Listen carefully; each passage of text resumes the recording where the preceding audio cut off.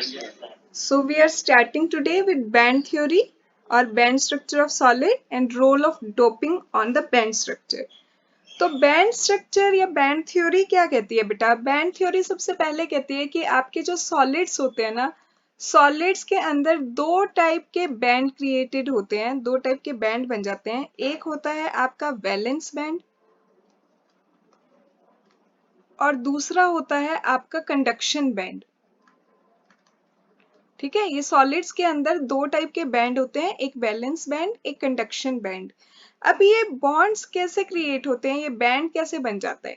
Band के लिए देखिए, जैसे अगर मैं आपको सिलिकॉन की ही कॉन्फ़िगरेशन ले लें हम, सिलिकॉन, क्योंकि आगे हम रोल ऑफ डोपिंग में भी ज्यादातर सिलिकॉन पढ़ेंगे, P type N type semiconductor में। इसका एटॉमिक नंबर कितना है सिलिकॉन का? 14। अगर मैं इसकी कॉन्फ़िगरेशन लिखती हूँ तो हमारे पास आ जाएगा 1s2, 2s2, 2p6, 3s2 और 3p2। 2 to 4 6 10 हो गई, 12 14। ठीक है, ये कॉन्फ़िगरेशन है सिलिकॉन की। आगे 3D भी होता है हमारा, लेकिन वो खाली पड़ा होता है क्योंकि 3p अभी वेकेंट है, 3p पूरा फुली फिल नहीं हुआ, तो 3D तो बिल्कुल ही खाली पड़ा है। तो इसमें अगर केमिस्ट्री में वैलेंस ऑर्बिटल की या वैलेंस शेल की बात की जाए तो हमारी वैलेंस शेल कौन सी है? थर्ड शेल, ये वाली वैलेंस शेल जो है बेटा, वो कौन सी है? थर्ड शेल है। और उसमें जो आपके ऑर्बिटल प्रेजेंट हैं, वैलेंस ऑर्बिटल, वो हैं आपके 3s, 3p, 3d। ये क्या है? आपके वैलेंस ऑर्बिटल। सबसे बाहर वाली शेल में जो ऑर्बिटल प्रेजेंट है वो आपकी 3s है, 3p है और 3d है। अब आप देखिए, इसमें से 3s, 3p, 3d में से फील्ड कौन से हैं आपके? फील्ड है इलेक्ट्रॉन, 3s में प्रेजेंट है 2 इलेक्ट्रॉन, 3p में भी 2 इलेक्ट्रॉन प्रेजेंट है, 3d आपकी बिल्कुल खाली पड़ी है, एम्प्टी पड़ी है। तो वैसे एक जनरल साइंस फंडा मैं आपको बता रही हूँ। देखो, कोई भी चीज जब वो फील्ड होती है, ठीक है, तो उसमें वजन होता है, फील्ड होती है तो वेट होने के कारण वो क्या होता है? वो हमेशा नीचे आ जाती है। और जब तक वो खाली रहेगी वो ऊपर रहेगी। आप एक सिंपल प्लास्टिक का मग ले लीजिए अपने घर में, आप जब उसे बाथ टब में डालेंगे ना, जब तक उसके अंदर पानी नहीं घुस जाता तो वो ऊपर तैरता रहेगा। प्लास्टिक का डब्बा खाली है, ऊपर तैर रहा है। जैसे ही उसके अंदर पानी भरेगा तो वो सिंक कर जाएगा, वो नीचे चला जाएगा। तो जो चीज फिल्ड होती है उसमें वेट होता है, वो हमेशा नीचे चली जाती है। तो अब हमारे पास 3 में 3 ऑर्बिटल हैं, 3s, 3p, 3d। उसमें से 3s और 3p आपके फील्ड हैं। फील्ड है तो इसमें वजन है। ये आपके जो दो ऑर्बिटल्स हैं ये नीचे की साइड आ जाएंगे, ये आ गए आपके नीचे की साइड। इसमें एक मैंने दिखा दिया 3s, एक मैंने दिखा दिया आपको 3p। ठीक है, वैसे भी अगर आपने एटॉमिक स्ट्रक्चर आपको याद हो, थोड़ा बहुत 11th क्लास में पढ़ा होगा, उसमें आपने पढ़ा होगा कि जैसे जैसे हम ऊपर की साइड किसी एटम में मूव करते जाते हैं तो उसके जो एनर्जी लेवल्स होते हैं उनके बीच में जो एनर्जी गैप होता है वो डिक्रीज होता जाता है। ठीक है, तो एनर्जी गैप बहुत ही कम है 3s और 3p के बीच में। इसके कंपैरिजन 3d जो है आपका, वो खाली पड़ा है, वो हवा में तैर रहा है, उसके पास कुछ है ही नहीं। तो वो थोड़ा सा ऊपर की साइड है 3s और 3p से, 3d ऊपर की साइड है। तो ये जो फील्ड है ना बेटा आपके 3s और 3p, ये दोनों ऑर्बिटल्स मिलके क्या क्रिएट करते हैं? ये क्रिएट करते हैं आपका वैलेंस बैंड। ये क्रिएट करेंगे वैलेंस बैंड। और जो ये खाली पड़ा है ना 3d, जिसके पास कुछ नहीं है, जो खाली हवा में तैर रहा है, ये आपका क्रिएट करता है कंडक्शन बैंड। Conduction band. तो सॉलिड में इस तरह से ये दो बैंड क्रिएट हो जाते हैं, एक होता है आपका वैलेंस बैंड, एक होता है आपका कंडक्शन बैंड। तो देखिए और अच्छे से अब इसे हम समझते हैं कि कंडक्टर और इंसुलेटर और सेमीकंडक्टर के केस में क्या होगा। ये आपको कह रहा है कि आपके दो बैंड है। पहली चीज तो एक आपका है ये वैलेंस बैंड, और उससे थोड़ा हायर एनर्जी लेवल पे है आपका कंडक्शन बैंड।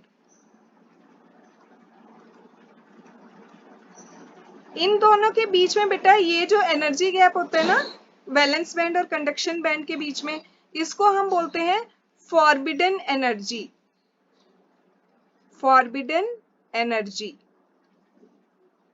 ये जो है एनर्जी गैप जो है आपका दोनों के बीच में। तो अब ये आपको कहता है कि जो आपके इंसुलेटर होते हैं, इंसुलेटर्स में सॉलिड को हमने 3 पार्ट में डिवाइड किया। एक हमारे हैं इंसुलेटर, एक हमारे हैं कंडक्टर, और एक हमारे हैं सेमीकंडक्टर। तो अब ये कहता है कि बैंड थ्योरी के बेस पे हम कैसे डिस्टिंग्विश करेंगे, बैंड थ्योरी क्या काम आएगी उसमें। बैंड थ्योरी यहाँ पे काम आती है। बैंड थ्योरी कहती है कि आपका जो वैलेंस बैंड है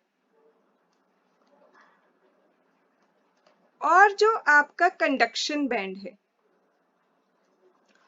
उसके बीच में अगर एनर्जी गैप इतना ज्यादा है कि जो वैलेंस बैंड के पास तो इलेक्ट्रॉन है ना 3s और 3p में, यहाँ तो इलेक्ट्रॉन प्रेजेंट है, अगर वो जंप करके ऊपर नहीं जा पाते, वो जंप ना कर पाए, ये जो फॉरबिडन एनर्जी गैप है, ये जो गैप है फॉरबिडन एनर्जी गैप, अगर ये इतना ज्यादा है कि इलेक्ट्रॉन जो है वो जंप करके ऊपर नहीं जा पाए, तो क्या होगा, इलेक्ट्रॉन की मूवमेंट नहीं होगी। इलेक्ट्रॉन की मूवमेंट नहीं होगी तो कंडक्शन नहीं होगी। तो इंसुलेटर के केस में एनर्जी गैप ज्यादा होता है, गैप इज मोर। और जो गैप होता है, एनर्जी डिफरेंस होता है, मींस वो होता है आपका मोर देन और around equal to, more than और around equal to 5 electron volt के करीब होता है। ठीक है, और एक इलेक्ट्रॉन वोल्ट जो होता है ना बेटा, वो होता है 1.6 इंटू 10⁻⁻19 जूल। तो आप इसको जूल में भी कन्वर्ट कर सकते हो। तो इतना ज्यादा एनर्जी गैप होता है कि फिर इलेक्ट्रॉन इसको कवर करके जा ही नहीं पाता वैलेंस बैंड से कंडक्शन बैंड में। और क्योंकि वो नहीं जा पाता तो इसलिए इलेक्ट्रॉन्स की मूवमेंट नहीं होती और आपका जो सॉलिड है वो इंसुलेटर कंसीडर किया जाता है। उसके कंपैरिजन में अब ये कहता है कि जो आपके कंडक्टर्स होते हैं, कंडक्टर्स में क्या होता है कि जो आपका वैलेंस बैंड होता है और जो आपका कंडक्शन बैंड होता है, वो ऑलमोस्ट एक दूसरे से चिपके हुए होते हैं, या हल्का फुल्का आप यही कह लो कि इस तरह से ओवरलैप करते हैं। उनके बीच में कोई एनर्जी गैप नहीं होता, वो जो फॉरबिडन एनर्जी गैप है। तो उसकी वजह से क्या होता है कि जो आपके वैलेंस बैंड के जो इलेक्ट्रॉन है ना, वो जंप करके कंडक्शन बैंड में चले जाते हैं। तो फ्लो ऑफ इलेक्ट्रॉन हो रहा है। फ्लो ऑफ इलेक्ट्रॉन कहाँ से हो रहा है, वैलेंस बैंड से कंडक्शन बैंड में। और फ्लो ऑफ इलेक्ट्रॉन की वजह से करंट फ्लो करता है बेटा, ये कंडक्टर का काम करते हैं। ठीक है, they will behave as conductor. इसमें जो आपका एनर्जी डिफरेंस है वैलेंस बैंड और कंडक्शन बैंड के बीच में, जो एनर्जी डिफरेंस है that is zero, 0 electron volt. कोई एनर्जी डिफरेंस ही नहीं है, बल्कि ये दोनों तो एक दूसरे को ओवरलैप कर रहे हैं। तो इसलिए इलेक्ट्रॉन्स की मूवमेंट जो है बहुत इजीली हो रही है, और इलेक्ट्रॉन्स की मूवमेंट इजीली हो रही है तो उसी वजह से क्या हो रहा है कि करंट फ्लो हो रहा है। अब ये कहता है कि सेमीकंडक्टर क्या है आपका। सेमीकंडक्टर में ये कहता है कि बेटा जो आपका वैलेंस बैंड है और जो आपका कंडक्शन बैंड है, उसके बीच में जो एनर्जी गैप होता है वो थोड़ा रीजनेबल सा होता है, जो कि अचीव किया जा सकता है।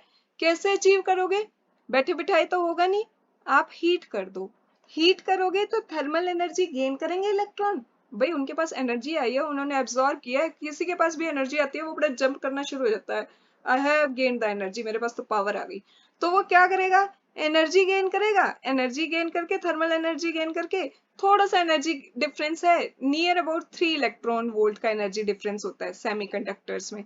तो वो इतना एनर्जी जो है उसको कवर कर लेगा, वो जंप कर जाएगा वैलेंस बैंड से कंडक्शन बैंड में थर्मल एनर्जी गेन करके। अब भाई वो जंप तो कर गया ना, चाहे वो एनर्जी गेन करके गया, चाहे वो खुद से गया, कैसे भी गया, मतलब फ्लो तो हो गया। और flow of electron is known as current. जैसे ही इलेक्ट्रॉन फ्लो करना शुरू करेंगे वैलेंस बैंड से कंडक्शन बैंड में, तो करंट तो फ्लो करना शुरू हो जाएगा।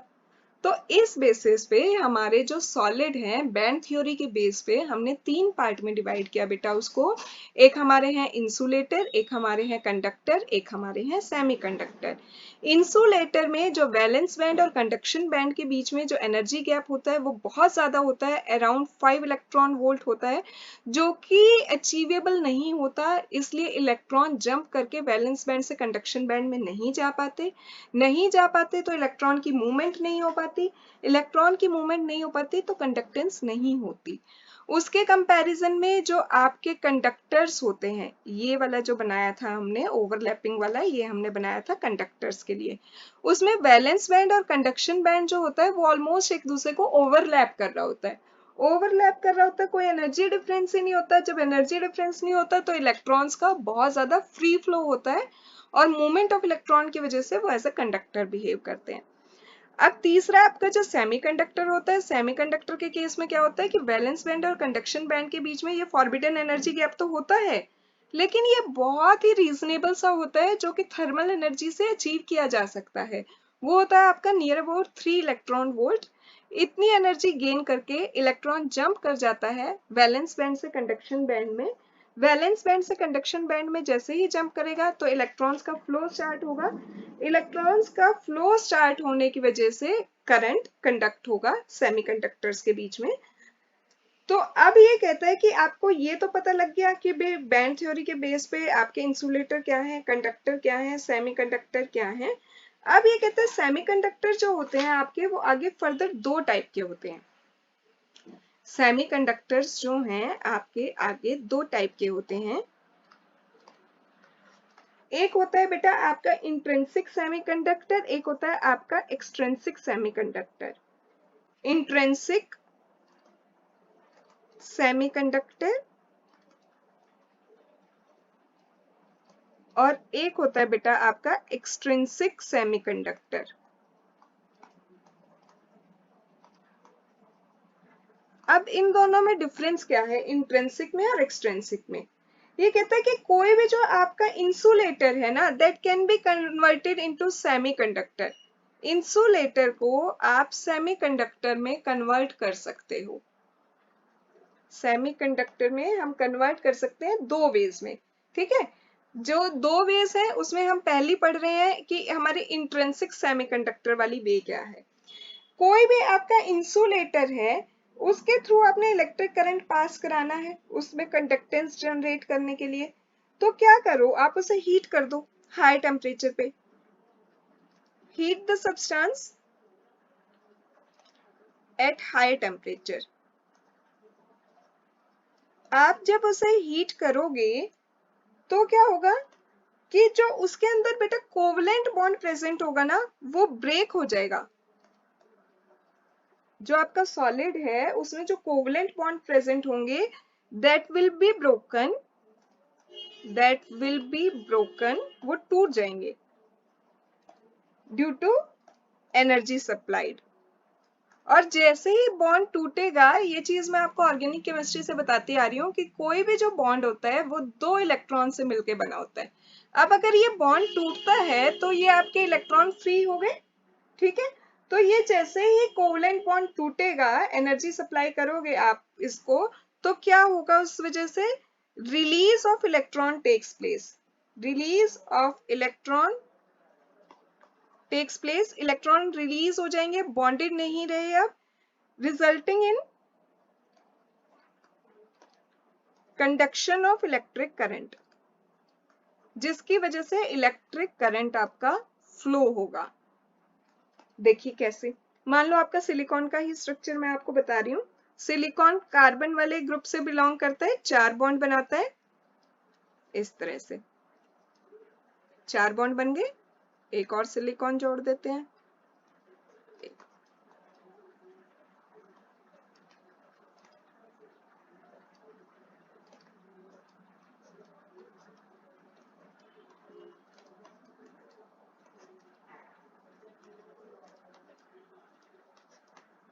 एक बार देख लेना भाई, सारे सिलिकॉन के 4 बॉन्ड हो गए ना। अब ये कहता है कि जैसे ही आपने इसे हीट किया तो ये बेटा सिलिकॉन सिलिकॉन के बीच में ये सारे क्या है आपके कोवलेंट बॉन्ड बने हुए हैं। कोवलेंट बॉन्ड 2 इलेक्ट्रॉन से मिलके बने होंगे, इनमें हर एक बॉन्ड में 2 इलेक्ट्रॉन प्रेजेंट होंगे।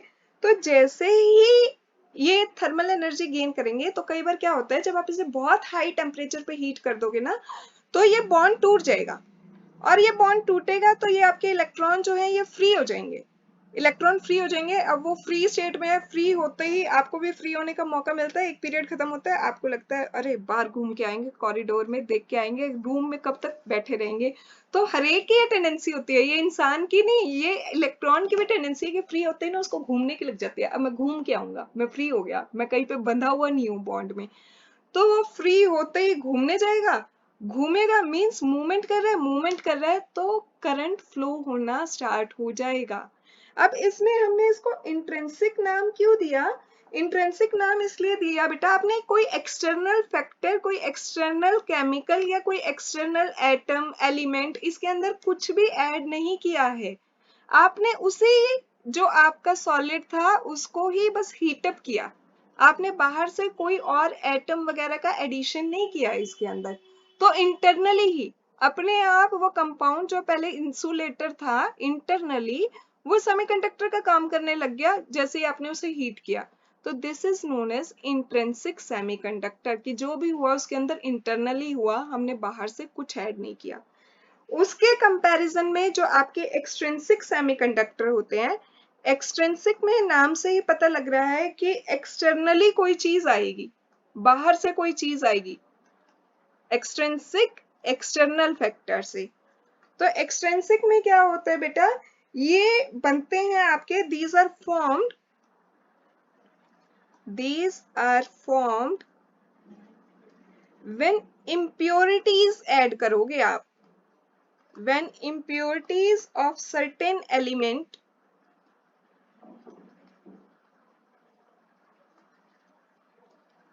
are added to the insulator।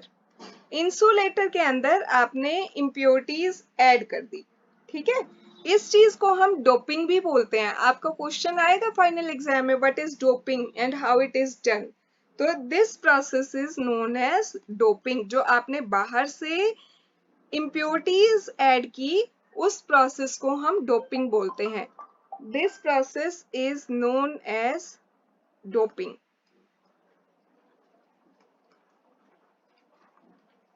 Which doping की वजह से क्या होगा, विच मेक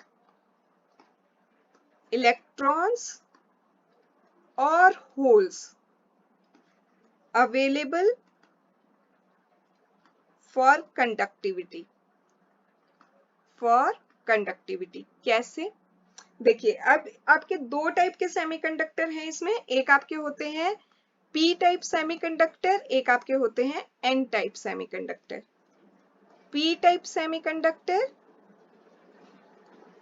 और दूसरा है आपका एन टाइप सेमीकंडक्टर। अब सेमीकंडक्टर ये एक्सट्रिंसिक हमें पता लग गया कि हमें इम्प्योरिटी ऐड करनी है तो हमारा बन जाएगा। अब इसमें क्या कर सकते हैं हम, देखिए अब ये कहता है कि पी और एन टाइप के हैं आपके पास। पहले हम करते हैं पी टाइप एक्सट्रिंसिक सेमीकंडक्टर कैसे बना।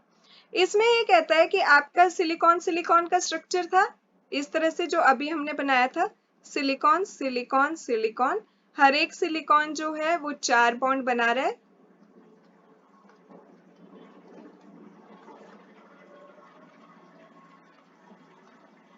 ठीक है, इस तरह से सो ऑन चलता जा रहा है। तो अब ये कहता है कि बीच में आप एक सिलिकॉन को हटा के अगर उसकी जगह कोई ऐसा एटम डाल देते हैं, सिलिकॉन की वैलेंस शेल में देखिए 4 इलेक्ट्रॉन है। अभी जो हमने स्टार्टिंग में किया था ना, हमने किया था कि इसकी जो वैलेंस शेल है इसमें 4 इलेक्ट्रॉन है, 2 तो 3s में और 2 3p में, तो इसके पास 4 वैलेंस इलेक्ट्रॉन है। अब देखिए, और हर एक अपना एक एक इलेक्ट्रॉन दे रहा है और ये 4 बॉन्ड बना रहे हैं। इस सिलिकॉन ने अपने ये 4 इलेक्ट्रॉन दिए और 4 सिलिकॉन के साथ बॉन्ड बना लिया। अब इसमें एक सिलिकॉन की जगह हम बीच में कोई एक ऐसा एटम डाल दें जिसकी वैलेंस शेल में 4 की बजाय 3 हो, 3 इलेक्ट्रॉन हो, ठीक है। जैसे हमने एल्यूमिनियम डाल दिया, यहाँ पे इसने दिखाया एल्यूमिनियम डाला तो बेटा उसकी वैलेंस शेल में 3 इलेक्ट्रॉन्स होते हैं। वैलेंस शेल में जब 3 इलेक्ट्रॉन है, एक यहाँ पे यूज हो गया दूसरे सिलिकॉन के साथ बॉन्ड बनाने में, एक यहाँ पे यूज हो गया, एक यहाँ पे यूज हो गया। अब चौथे सिलिकॉन के साथ बॉन्ड बनाने के लिए उसके पास इलेक्ट्रॉन नहीं था, तो यहाँ पे क्या है, खाली जगह है। ये जो खाली जगह है इसको हम बोलते हैं होल, होल क्रिएट हो गया। इनकम्प्लीट कोवलेंट बॉन्ड बन रहा है आपका, क्योंकि कंप्लीट कोवलेंट बॉन्ड तो 2 इलेक्ट्रॉन से मिलके बनता है। जैसे ये ऊपर वाला हमने दिखाया है कि 2 इलेक्ट्रॉन है, तो ये आपका कंप्लीट कोवलेंट बॉन्ड है। लेकिन उस केस में जहां पे होल क्रिएट हुआ है वहां पे इनकम्प्लीट कोवलेंट बॉन्ड है। अब इस होल की वजह से क्या होगा बेटा, इसकी वजह से जो आपका करंट फ्लो होगा, और एक ये आपका इनकम्प्लीट कोवलेंट बॉन्ड में जो इलेक्ट्रॉन प्रेजेंट है इसकी वजह से, मतलब एल्यूमिनियम जो आपने ट्राइवेलेंट इम्प्योरिटी जो डाल दी उसकी वजह से जो एक होल क्रिएट हुआ, और उसकी वजह से जो अब करंट फ्लो होगा उसको हम बोलते हैं पी टाइप सेमीकंडक्टर, ठीक है, पी टाइप सेमीकंडक्टर। और एन टाइप में क्या होता है बेटा कि जो आपका सिलिकॉन है ना, उसकी जगह आप कोई एक ऐसा एटम ऐड करो जिसके 5 वैलेंस इलेक्ट्रॉन हो। अब भाई 5 वैलेंस इलेक्ट्रॉन होंगे तो 4 तो बॉन्ड बनाने में यूज हो गए, ठीक है। एक उसके पास क्या होगा, एक्स्ट्रा पड़ा होगा, ये पड़ा एक्स्ट्रा। जो ये एक्स्ट्रा इलेक्ट्रॉन है, अब फिर वही है, ये फ्री इलेक्ट्रॉन है। फ्री इलेक्ट्रॉन है तो इसको क्या लगेगा कि भाई मैं तो फ्री हूं, मैं किसी के साथ बॉन्ड बनाने में यूज नहीं हुआ, तो मैं तो घूमने जाऊंगा। ये जैसे ही घूमने निकलेगा, जैसे ही मूवमेंट करेगा, तो उसकी वजह से क्या होगा, उसकी वजह से करंट फ्लो होना शुरू हो जाएगा। तो इसमें आपके पास एक एक्स्ट्रा इलेक्ट्रॉन है, इलेक्ट्रॉन के ऊपर नेगेटिव चार्ज होता है, नेगेटिव चार्ज की वजह से एन, इसको एन टाइप सेमीकंडक्टर भी बोला जाता है कि इसके पास एक्स्ट्रा नेगेटिव चार्ज है, एक एक्स्ट्रा इलेक्ट्रॉन है, और उसकी वजह से करंट फ्लो हो रहा है। तो एन टाइप सेमीकंडक्टर जो है, these are formed when impurity atom containing more valence electron, जो कार्बन के या सिलिकॉन के 4 वैलेंस इलेक्ट्रॉन थे उससे एक ज्यादा इलेक्ट्रॉन है इसके पास, जो आपका पेरेंट इंसुलेटर था, उसमें आपने जो इम्प्योरिटी डाली वो इम्प्योरिटी आपने ऐसी डाली जिसमें एक वैलेंस इलेक्ट्रॉन एक्सेस में है, ज्यादा है। So these are electron rich impurity. जो आपने इम्प्योरिटी डाली ना, ये फास्फोरस वाली, ये इलेक्ट्रॉन रिच है, इसके पास फालतू में एक इलेक्ट्रॉन पड़ा है। और ये जनरली जो हम ऐड करते हैं, अगर 14 ग्रुप में ऐड कर रहे हैं तो हम 15th ग्रुप वाला कोई एक एटम आप ऐड कर सकते हो 14th के अंदर। जैसे हमने यहाँ पे फास्फोरस कर दिया और इसके पास 5 इलेक्ट्रॉन है। अब जो एक इलेक्ट्रॉन है इसके पास, वो फ्री स्टेट में है, वो फ्री स्टेट में है, वो घूम रहा है, तो वो कंडक्शन कर रहा है और उसकी वजह से करंट फ्लो हो रहा है। पी टाइप में क्या हुआ था, पी टाइप में जो आपने इम्प्योरिटी ऐड की थी उसमें lesser number of valence electron थे, lesser number of valence electron as compare to parent insulator element. Parent element के कंपैरिजन में लेसर नंबर ऑफ इलेक्ट्रॉन थे। ये इलेक्ट्रॉन डेफिशिएंट स्पीशीज होती हैं बेटा, जो आपका यहाँ पे एल्यूमिनियम है, ये इलेक्ट्रॉन डेफिशिएंट है, कमी है इसके पास इलेक्ट्रॉन्स की। और आपने एक ऐसा ऐड कर दिया जिसके पास कमी है, जनरली ये कौन से होते हैं, ग्रुप 13 के एलिमेंट्स होते हैं, ग्रुप 13 से बिलोंग करते हैं, ठीक है। तो इसके पास तो बेचारे के पास सिर्फ 3 ही वैलेंस इलेक्ट्रॉन है, इसको चाहिए थे 4 बॉन्ड बनाने के लिए, तो उसकी वजह से इसके पास एक वैकेंसी है, एक होल क्रिएट हो गया है, और ये जो होल है ना, this is responsible for electrical conductivity. तो ये है आपका पूरा बैंड थ्योरी। बैंड थ्योरी के बेस पे हम कहते हैं कि हमारे पास 3 टाइप के सॉलिड्स होते हैं, एक हमारे पास होते हैं कंडक्टर, एक हमारे पास होते हैं सेमीकंडक्टर, एक हमारे पास होते हैं इंसुलेटर। उसमें पहले आप बता के आओगे वैलेंस बैंड क्या है, कंडक्शन बैंड क्या है, उनके बीच में एनर्जी गैप जिसको हम फॉरबिडन एनर्जी बोलते हैं। अगर वो अचीवेबल है तो सेमीकंडक्टर, अगर वो ओवरलैप कर रहा है तो कंडक्टर, और अगर वो अचीवेबल ही नहीं है तो इंसुलेटर। फिर जो सेमीकंडक्टर हैं वो आपके दो टाइप के हैं, इंट्रिंसिक और एक्सट्रिंसिक। इंट्रिंसिक में हम बाहर से कुछ नहीं ऐड करते, एक्सट्रिंसिक में हम बाहर से इम्प्योरिटी ऐड करते हैं। इम्प्योरिटी जो हम ऐड करेंगे उसके बेस पे दो टाइप के होते हैं, एक आपका होता है पी टाइप सेमीकंडक्टर, एक आपका होता है N type semiconductor. P type semiconductor में हम क्या करते हैं, ग्रुप 13 की इम्प्योरिटी ऐड करते हैं ग्रुप 14 के अंदर। ग्रुप 13 का कोई भी एक एटम या एलिमेंट आप ऐड करेंगे ग्रुप 14 के अंदर, तो उसके पास इलेक्ट्रॉन की कमी होगी, वो इलेक्ट्रॉन डेफिशिएंट होगा। इलेक्ट्रॉन डेफिशिएंट होगा तो होल क्रिएट होगा, होल क्रिएट होगा तो कंडक्शन होगी। और एन टाइप में हम क्या करते हैं, ग्रुप 15 का कोई एलिमेंट ऐड करते हैं ग्रुप 14 के अंदर, वो इलेक्ट्रॉन रिच होगा, उसके पास फालतू में एक इलेक्ट्रॉन पड़ा होगा, जो वो फालतू पड़ा होगा वो घूमने निकल लेगा, उसकी मूवमेंट की वजह से क्या होगा, करंट फ्लो होगा इस केस में। तो ये आपका एन टाइप सेमीकंडक्टर है।